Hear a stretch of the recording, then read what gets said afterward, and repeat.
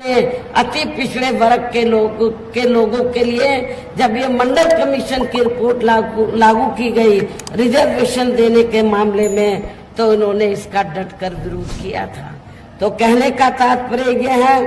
कि चाहे कांग्रेस है, बीजेपी है या अन्य विरोधी पार्टियां हैं, इनकी मानसिकता इन वर्गों के प्रति जो जातिवादी मानसिकता वो बदली नहीं। बीजेपी की इस चुनावी जनसभा में इकट्ठा हुए पार्टी के सभी छोटे बड़े पदाधिकारी एवं कार्यकर्तागण, आज आप लोग देश में व यहाँ आपके उत्तर प्रदेश स्टेट में भी लोकसभा के लिए हो रहे आम चुनाव में अपनी पार्टी के उम्मीदवारों के समर्थन में मुझे सुनने के लिए यहाँ इकट्ठा हुए हैं, तो उसके लिए मैं आप सभी लोगों का हार्दिक दिल से आभार प्रकट करती हूँ। वैसे आप लोगों को ये मालूम है कि हमारी पार्टी कांग्रेस, बीजेपी व अन्य किसी भी विरोधी पार्टी तथा गठबंधन आदि के साथ मिलकर नहीं, बल्कि अकेले ही अपनी पार्टी के बलबूते पर पूरी तैयारी व दमदारी के साथ ये चुनाव लड़ रही है। इसके साथ ही हमने टिकट बंटवारे के मामले में भी सर्व समाज के लोगों को उचित भागीदारी दी है, जिनको कामयाब बनाने के लिए अपनी पार्टी के लोग पूरे जी जान से लगे हैं। हालांकि आज यहाँ आपके इकट्ठा हुई अपार भीड़ व भीड़ के जबरदस्त जोश को भी देखकर अब मुझे भी ये काफी हद तक यकीन हो गया है कि पिछली बार की तरह इस बार भी आप लोग अपने प्रदेश से यहाँ लोकसभा चुनाव में अपनी पार्टी का बेहतर रिजल्ट जरूर लाएंगे। और इसके लिए अब मैं आप लोगों का ध्यान कुछ जरूरी बातों की तरफ दिलाना चाहती हूँ, और इस संबंध में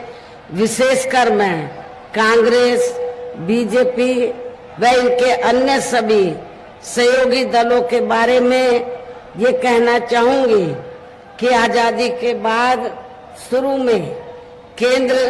व देश के काफी राज्यों में भी ज्यादातर सत्ता यहाँ कांग्रेस पार्टी के ही हाथों में केंद्रित रही है, किंतु इनकी अधिकांश मामलों में रही गलत नीतियों एवं गलत कार्य प्रणाली आदि की वजह से ही फिर इस पार्टी को केंद्र में काफी राज्यों की भी सत्ता से बाहर होना पड़ा है, तथा यही स्थिति इनकी सहयोगी पार्टियों की भी बनी रही है, जिसके कारण ही फिर पिछले कुछ वर्षों से बीजेपी व इनके सहयोगी दल केंद्र एवं काफी राज्यों की भी सत्ता में काबिज हो गए हैं। लेकिन इनकी भी ज्यादातर रही जातिवादी, पूंजीवादी, संकीर्ण, सांप्रदायिक व द्वेषपूर्ण नीतियों एवं कार्य प्रणाली आदि से तथा इनकी कथनी व करनी में भी काफी अंतर होने की वजह से अब ऐसा लगता है कि इस बार ये पार्टी भी यानी कि भारतीय जनता पार्टी भी केंद्र की सत्ता में आसानी से वापस आने वाली नहीं है, बशर्ते यदि ये चुनाव इस बार फ्री एंड फेयर होता है तथा आम चर्चा के मुताबिक वोटिंग मशीनों में भी कोई गड़बड़ी आदि नहीं की जाती है। और वैसे भी इस बार चुनाव में इनकी कोई भी पुरानी एवं नई चल रही नाटकबाजी, जुमलेबाजी व गारंटी आदि काम में आने वाली नहीं है, क्योंकि अब देश की जनता काफी हद तक इस बात को समझ चुकी है कि इनकी पार्टी ने अब तक देश के विशेषकर गरीबों, कमजोर तबकों, मध्यम वर्गीय एवं अन्य मेहनत कश लोगों को जो इन्हें अच्छे दिन दिखाने के असंख्य प्रलोभन भरे वायदे किए हैं तथा अनेकों हवा हवाई व कागजी गारंटी भी दी है, तो उनका जमीनी हकीकत में अभी तक इन्होंने लगभग 1/4 हिस्सा भी कार्य पूरा नहीं किया है, बल्कि इसके स्थान पर इनका ज्यादातर समय व ताकत भी यह इनके अपने चहेते रहे बड़े बड़े पूंजीपतियों एवं धनना सेठों को ही ज्यादा से ज्यादा माला माल व धनवान आदि बनाने में तथा इन्हें हर स्तर पर छूट देने में व बचाने में ही लगी रही है, जिनके अधिकांश आर्थिक सहयोग से ही ये पार्टी व अन्य पार्टियां भी अपना संगठन चलाती हैं तथा चुनाव आदि भी लड़ाती हैं, जिसका काफी कुछ खुलासा बॉन्ड की आई रिपोर्ट से भी हो जाता है। इस संदर्भ में वैसे आप लोगों को ये मालूम है कि अभी कुछ दिन पहले माननीय सुप्रीम कोर्ट ने बॉन्ड की जो रिपोर्ट है तो इसको उजागर किया, और उजागर होने के बाद आप लोगों को ये मालूम हो गया कि देश में बीएसपी को छोड़कर जितनी भी राजनीतिक पार्टियां हैं, सभी राजनीतिक पार्टियों ने, कांग्रेस, बीजेपी व अन्य सभी राजनीतिक पार्टियों ने बीएसपी को छोड़कर तो ज्यादातर बड़े बड़े धन्ना सेठ और पूंजीपतियों से बॉन्ड के जरिए पैसा लिया है और उस पैसे से ये अपना संगठन चलाती हैं और चुनाव में पैसा पानी की तरह बहाती है। लेकिन जब ये रिपोर्ट आई तो आपको ये मालूम हो जाना चाहिए कि उस रिपोर्ट में बहुजन समाज पार्टी का कहीं पर भी ये जिक्र नहीं था कि बीएसपी ने किसी बड़े पूंजीपति या छोटे पूंजीपति से 1 भी रुपया लिया। तो इसलिए यहाँ मैं आप लोगों को ये कहना चाहूंगी कि हमारी पार्टी जो संगठन चलाती है या दफ्तर आदि चलाती है या चुनाव वगैरह लड़ती है, तो हमारी पार्टी दूसरी पार्टियों की तरह बड़े बड़े पूंजीपतियों व धन्ना सेठों से पैसा लेकर ये सब कार्य नहीं करती है, बल्कि अपनी पार्टी के ही कार्यकर्ताओं से, अपनी पार्टी के ही सभी छोटे बड़े कार्यकर्ताओं से थोड़ा थोड़ा धन इकट्ठा करके मेंबरशिप के जरिए, मेरे जन्मदिन के मौके पर भी और चुनाव में भी लोगों से थोड़ा थोड़ा धन इकट्ठा करके हम संगठन को चलाते हैं और चुनाव आदि भी लड़ाते हैं। लेकिन दूसरी पार्टियों की तरह हम लोग बड़े बड़े पूंजीपतियों और धन्ना सेठों से कोई पैसा नहीं लेते हैं। इसके साथ ही अब ऐसा लगता है कि कांग्रेस पार्टी की तरह ही बीजेपी ने भी, यहाँ मैं ये भी बताना चाहती हूँ, जब जांच एजेंसियों की बात आती है तो जो भी पार्टी पावर में होती है, चाहे कांग्रेस पावर में रही हो या सेंट्रल में वर्तमान में बीजेपी, ये सारी की सारी पार्टियां तो जो सरकारी जांच एजेंसियां हैं तो इनका इन्होंने राजनीतिकरण ही कर दिया है। सभी ये पार्टियों की सरकार है, चाहे केंद्र में कांग्रेस सत्ता में रही हो या वर्तमान में बीजेपी, तो इन्होंने सरकारी जांच एजेंसियों का दुरुपयोग किया है, ज्यादातर दुरुपयोग किया है, अर्थात इनका राजनीतिकरण ही कर दिया है। इसके अलावा देश के किसान वर्ग भी वर्तमान बीजेपी की सरकार में शुरू से ही अपनी विभिन्न समस्याओं को लेकर काफी ज्यादा दुखी व परेशान रहे हैं और अभी भी हैं। जबकि यूपी में 4 बार हमारी पार्टी की रही सरकार ने इनके हितों का भी हर स्तर पर विशेष ध्यान रखा है। आप लोगों को ये मालूम है, जब भी बीएसपी के नेतृत्व में सरकार रही तो हमने अपनी 4 हुकूमतों में तो किसानों को खेती करने के लिए समय से वे सस्ते साधन उपलब्ध कराए हैं और उनकी फसल का भी हमने समय से उचित दाम दिया है। इतना ही नहीं, बल्कि केंद्र में पूर्व की रही कांग्रेसी सरकार की तरह ही वर्तमान भाजपा सरकार में भी इनकी जातिवादी, हीन, सांप्रदायिक एवं पूंजीवादी सोच व नीतियों के चलते ही पूरे देश में सर्व समाज में से खासकर गरीबों, दलितों, आदिवासियों, पिछड़े वर्गों, मुस्लिम एवं अन्य धार्मिक अल्पसंख्यक समाज के लोगों का भी पूर्ण रूप से विकास व उत्थान आदि नहीं हो सका है। और इस संदर्भ में वैसे आप लोगों को ये मालूम है कि यहाँ दलितों, आदिवासियों एवं अन्य पिछड़े वर्गों का सरकारी नौकरियों में वर्षों से अधूरा पड़ा आरक्षण का कोटा भी अभी तक भी पूरा नहीं भरा गया है। विशेषकर SC व ST वर्गों के सरकारी कर्मचारियों का पदोन्नति में आरक्षण भी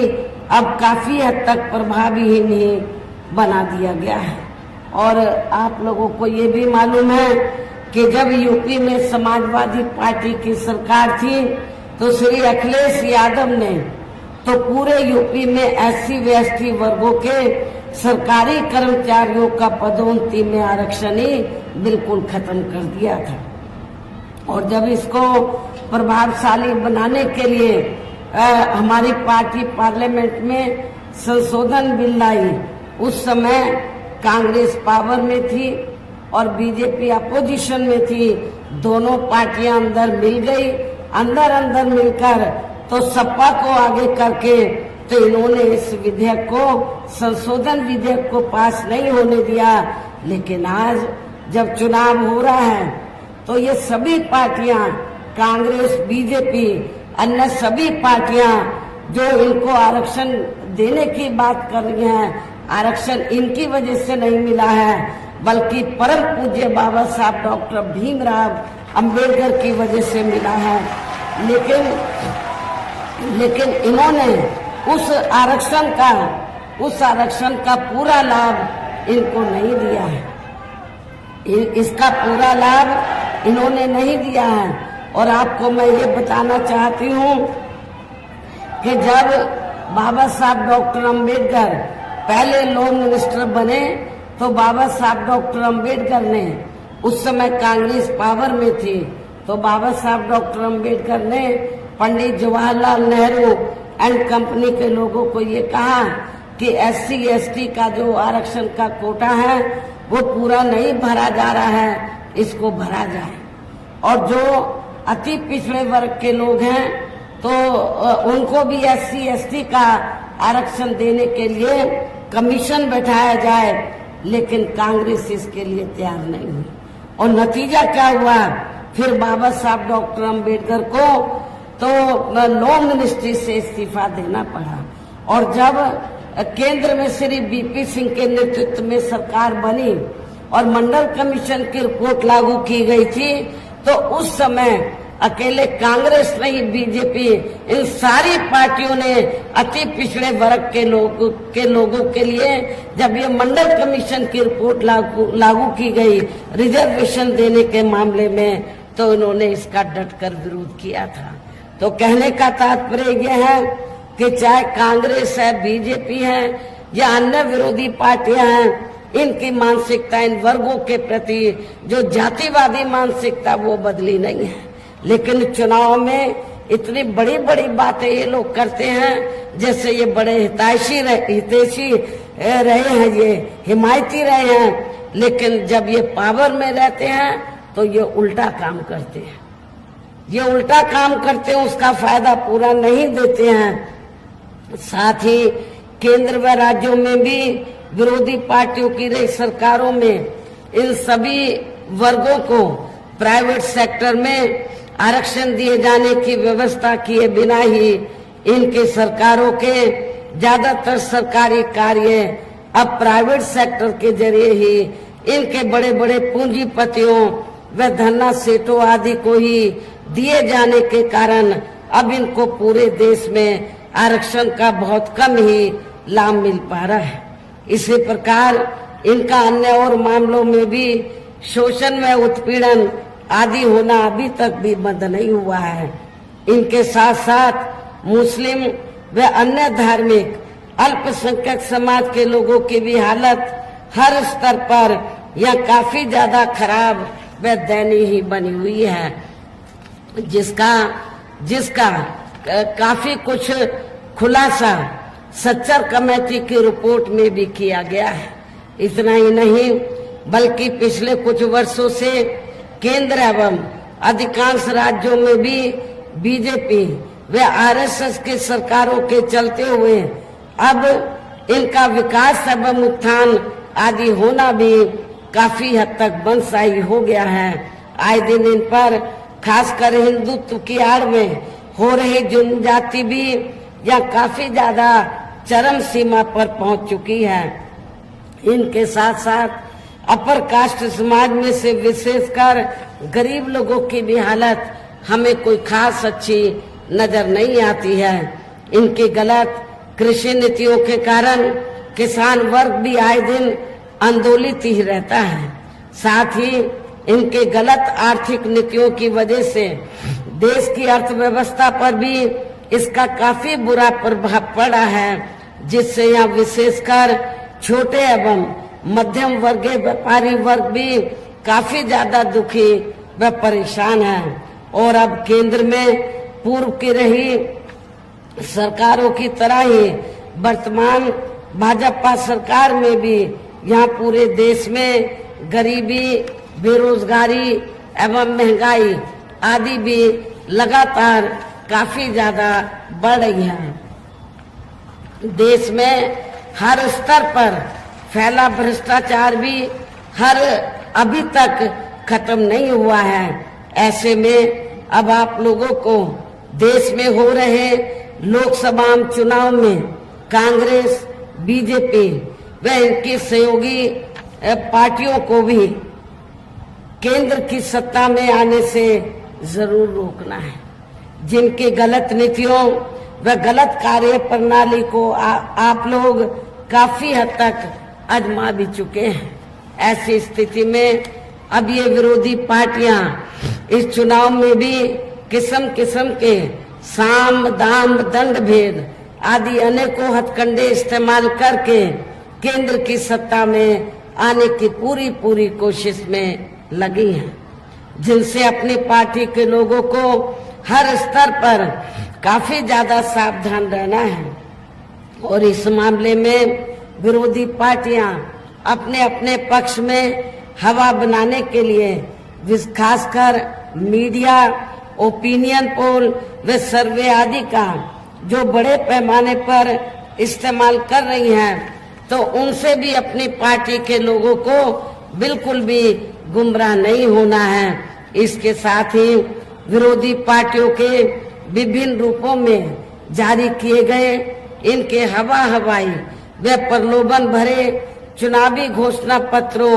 एवं वायदों आदि के बहकावे में भी अपनी पार्टी के लोगों को कतई भी नहीं आना है, जिन्हें ये पार्टियां चुनाव खत्म होने के बाद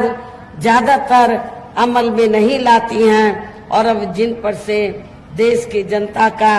अधिकांश विश्वास ही उठ गया है। यही खास वजह है कि हमारी पार्टी किसी भी चुनाव में अपनी पार्टी का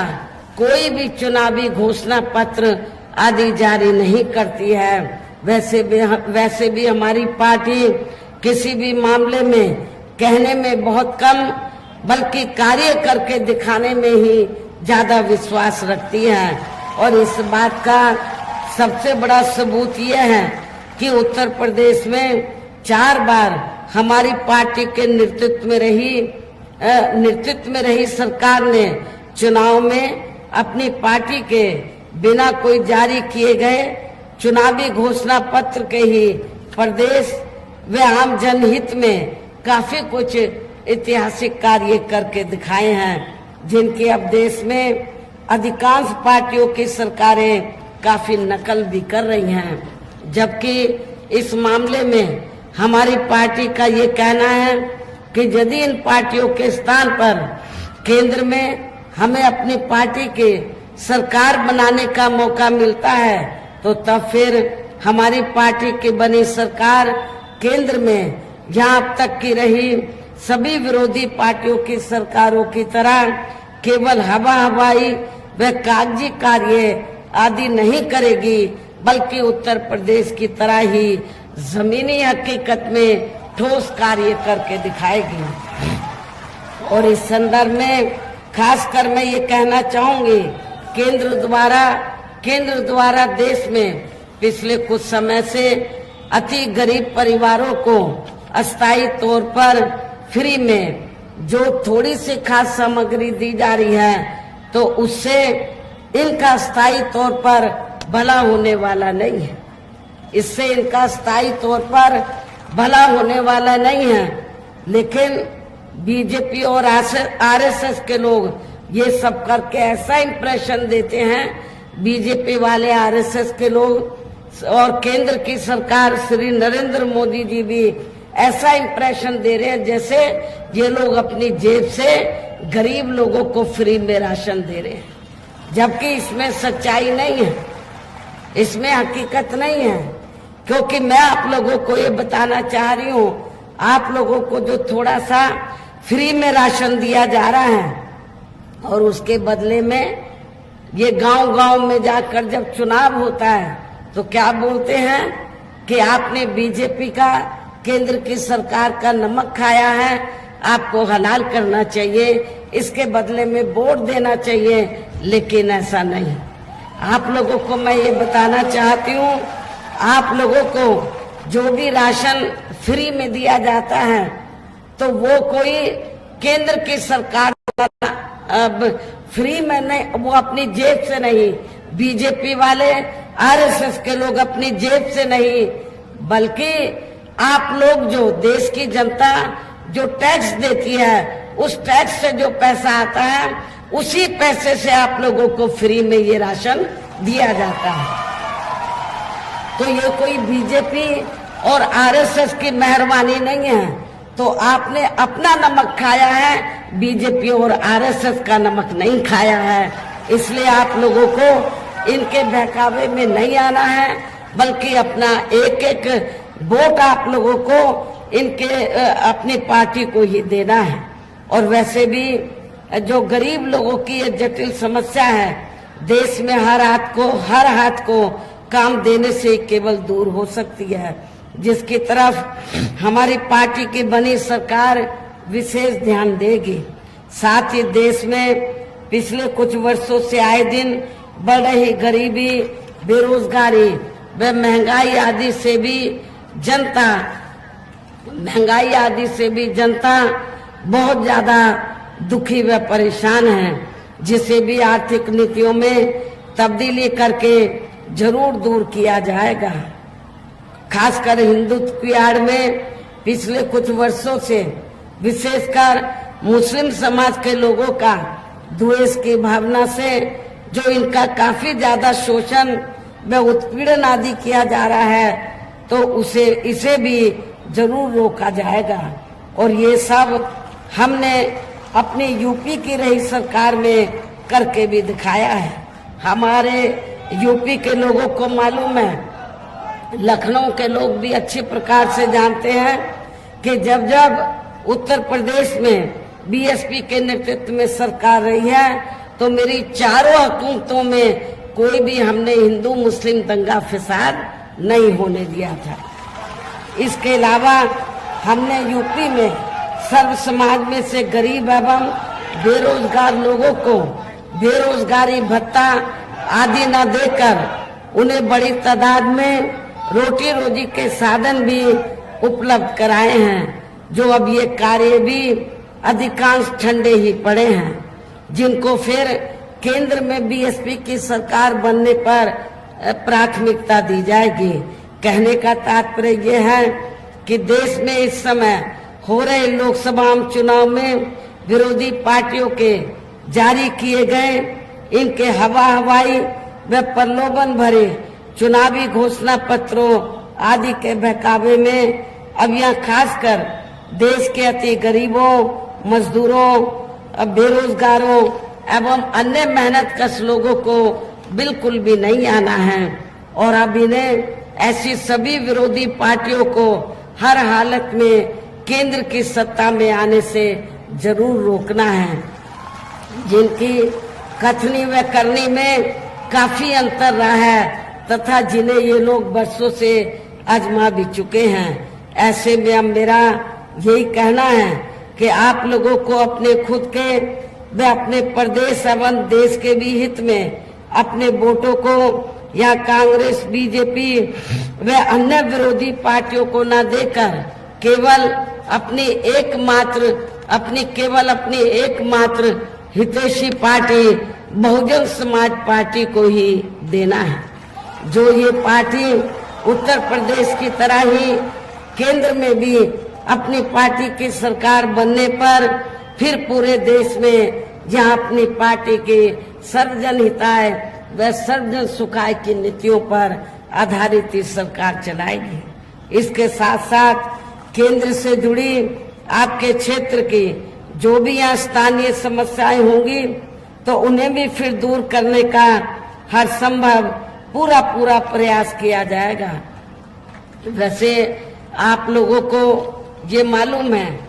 कि खास तौर से लखनऊ के लोगों की, अवध के क्षेत्र के लोगों की लंबे अरसे से ये डिमांड रही है कि अवध को अलग से स्टेट बनाया जाए। जब केंद्र में हमारी पार्टी पावर में आएगी तो अवध क्षेत्र को अलग से स्टेट बनाया जाएगा जिसमें लखनऊ भी आ जाता है। और यहाँ मैं ये भी कहना चाहती हूँ कि जब यूपी में 4 बार मेरे नेतृत्व में सरकार बनी तो हमने लखनऊ का सौंदर्यीकरण किया। लखनऊ की जो पहचान है तो वो बदल दी थी। पहले लखनऊ आते हुए लोग सोचते थे कि क्या है लखनऊ में, लेकिन जब यूपी में लोग आते हैं पूरे देश से, दुनिया से, तो सबसे पहले वो यही कहते कि हमें लखनऊ जाना है। हमने सड़कें ठीक करवाई, हमने स्मारक स्थल ठीक कराए, हॉस्पिटल बनवाई, नई जेल बनवाई, क्या नई कार्य हमारी सरकार ने की। साथ ही जहां गरीबों, मजदूरों, बेरोजगारों, कर्मचारियों, किसानों, छोटे व्यापारियों एवं अन्य मेहनतकश लोगों के हितों का भी विशेष ध्यान रखा जाएगा। सर्व समाज में से खासकर दलितों, आदिवासियों, गरीबों, पिछड़े वर्गों, मुस्लिम व अन्य धार्मिक अल्पसंख्यक समाज के लोगों के विकास एवं उत्थान के साथ साथ हर स्तर पर इनकी सुरक्षा आदि के लिए भी सख्त कदम उठाए जाएंगे। और तभी फिर यहाँ वास्तव में अपने देश के महान संतों, गुरुओं व महापुरुषों में भी विशेषकर महात्मा ज्योतिराव फूले, श्री छत्रपति शाहू जी महाराज, श्री नारायण